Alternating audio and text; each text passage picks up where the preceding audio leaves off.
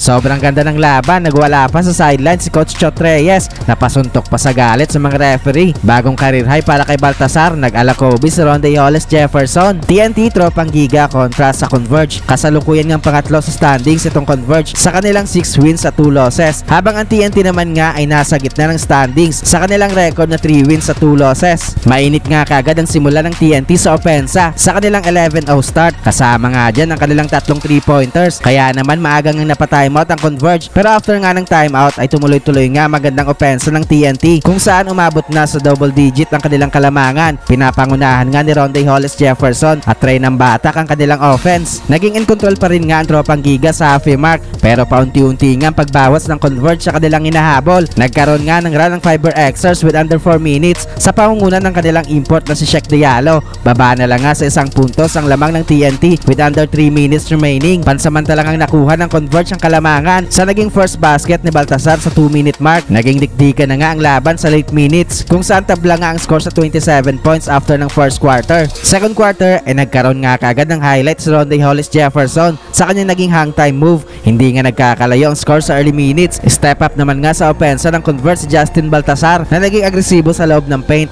Back and forth nga ang opensa ng both teams sa halfway mark kung saan madalas nga magtabla ang score ng dalawang kupunan. Butatapang inabot ni Ronde kay Sheck Diallo sa kanyang layup attempt. Lamang lang nga ng 2 puntos ang TNT sa halftime sa score na 46-44. Pinapangunahan nga na Sheck Diallo ang scoring so far sa kanyang 18 points habang si Ronde Hollis Jefferson naman nga ay nakapagtala ng 17 points. Third quarter ay naging back and forth nga ulit ang opensa ng both teams sa early minutes. Bigla nga nagparamdam sa opensa ng TNT sa RR Pugoy na nagkaroon ng 7 early points. Sa kabila naman nga ipatuloy ang magandang pinapakita sa opensa ni Baltasar. Nagkaroon pa ito ng isang 3-pointer. Natawagan pa ng technical si Coach Chot Reyes na nagwala sa sideline. Galit na galit nga dyan si Coach Chot kung saan hindi nga siya sumang-ayon sa tinawag ng referee. 7-minute mark ay nagkaroon ng back-to-back 3-pointers ang tropang Giga courtesy of ng Batak at RR Pugoy. Nagkaroon nga ng 5-point lead ang TNT pero hindi nga basta-basta makalayo itong TNT dahil nagkakaroon din naman nga ng sagot ang Converge kaya hindi pa rin nga nagkakalayo ang score ng both teams. Nagkaroon pa ng 5 straight points ang Converge patapos ang quarter para magbigay sa kanila ng 2 puntos na kalamangan after ng third frame sa score na 79-77. Fourth quarter ay biglang init nga ulit sa labas si RR Pugoy sa kanyang 2 straight 3-pointers sa early minutes. Sa kabila naman nga ay patuloy ang pagpuntos si Baltasar na nakaka 17 points na nga sa game. Nalagpasan na nga niya ang kanyang career high na 16 points. Palitan pa rin nga ng puntos ang dalawang kupunan kung saan madalas nga magpalitan ng lamang at magtabla ang score. Halfway mark ay biglang nagparamdam sa opensa ng Converge si Jordan Heading. Tuloy din nga pagdomina sa ilalim ng kanilang import na si Sheck Diallo. Bahagya nga nagkaroon ng 5-point lead ang Converge sa 4-minute mark pero agad nga nagkaroon ng sagot ang Converge. Tabla nga ulit ang score sa 3-minute mark after ng naging tres ni Calvin Oftana. 1-minute mark ay nag-alakobi si Ronde Hollis Jefferson sa kanyang shake and bake fadeaway shot para bigyan ng 2 puntos na kalamangan ang kanyang kupunan. Bigo nga makapuntos ang Converge sa late seconds kaya sa uli nga ay panalo ang TNT tropang Giga.